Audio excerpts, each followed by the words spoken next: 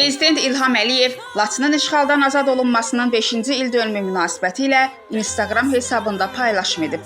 Bugün TV xəbər verir ki, paylaşımda deyilir: Zəfər tariximiz 1 dekabr 2020-ci il Laçın. Hüsniyyə Salmanova, Bugün TV.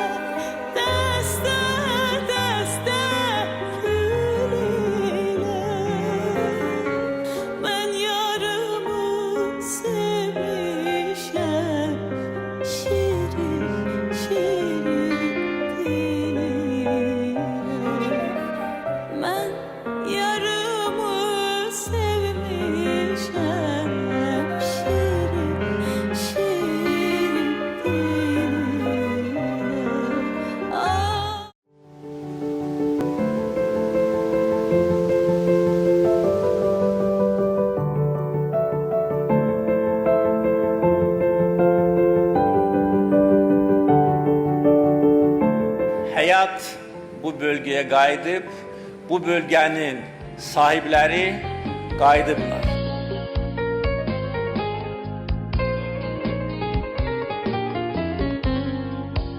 Laçın şəhərinin memarlıq üslubu da göz oxşuyur.